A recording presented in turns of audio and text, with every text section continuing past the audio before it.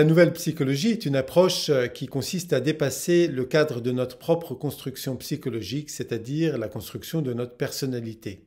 Pour un certain nombre d'entre nous, la vie ne consiste pas seulement à faire de belles études, avoir un beau métier, gagner de l'argent, avoir une retraite et terminer sa vie ainsi. Nous pressentons que la vie est quelque chose de beaucoup plus vaste et beaucoup plus profond que cela, et la nouvelle psychologie se propose d'explorer ces multidimensions, ces infinies richesses et potentiels qui sont en nous, ce afin de ne pas se contenter d'une existence qui viserait finalement qu'à une gestion de notre personnalité. Que se passe-t-il lorsque nous dépassons le cadre de notre propre construction psychologique? Eh bien, il se passe énormément de choses. De nouvelles dimensions d'existence se présentent à nous.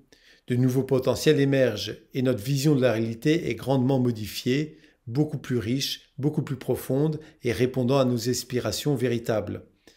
Bien sûr, il y a une certaine crainte, une certaine peur face à ce processus qui parfois semble nous échapper. Et notre tendance naturelle est de revenir sur un terrain plus connu et de rentrer dans la norme. C'est pourquoi j'ai voulu créer cette nouvelle psychologie, c'est-à-dire cette approche qui consiste à pouvoir accompagner tous ces processus qui jusque-là nous échappent, nous dépassent et nous mettent dans l'embarras parce que nous ne savons pas quoi faire de ce potentiel, nous ne savons plus quoi faire de notre énergie et nous nous sentons prisonniers, pris entre les tenailles d'une psychologie limitée à notre personnalité et l'immensité d'un esprit qui n'arrive pas à se situer dans cette même réalité. Cette approche se veut donc être une science de l'esprit, une science capable d'explorer aussi bien les aspects les plus matériels de l'existence que les aspects les plus subtils du psychisme. Or, nous constatons bien que la plupart des approches psychologiques visent simplement à une étude de la personnalité. Il n'y a aucune prétention à établir une science de l'esprit. Je rappelle que l'étymologie même du mot psychologie signifie parole de l'esprit, psycho-logos. Et donc, la science de l'esprit nécessite un nouveau vocabulaire, une nouvelle définition, de nouveaux protocoles pour pouvoir éclairer et baliser le parcours que nous avons dans notre existence.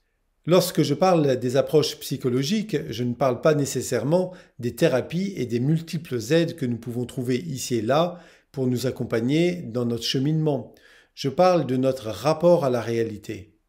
La nouvelle psychologie se propose de quitter cette posture de sachant que nous avons parfois pour retrouver celle du chercheur, c'est-à-dire quelqu'un capable de remettre en cause ses fondations, quelqu'un capable de remettre en cause ses certitudes, quelqu'un capable de questionner à nouveau son existence. Alors il ne s'agit pas de se torturer l'esprit, loin de là, ni de se questionner de manière perpétuelle, juste par plaisir de se questionner, mais d'établir une nouvelle réalité, d'établir des réponses qui sont satisfaisantes, qui nous permettent de nous sentir pleinement épanouis. De cette manière, nous retrouvons un certain souffle épique qui manque grandement à notre époque, comme le disait Jean-Pierre Petit. Enfin, la nouvelle psychologie est un processus parfaitement individuel, c'est-à-dire qu'il appartient à chacun. Il ne s'agit donc pas de créer une école de pensée ou d'établir une façon, une méthodologie préalable à l'émergence de l'intelligence de chacun. C'est au contraire dans l'accompagnement de cette émergence que nous nous situons, c'est-à-dire veiller à ce que chacun puisse suivre sereinement son propre développement, sa propre volonté et l'établissement de sa propre richesse.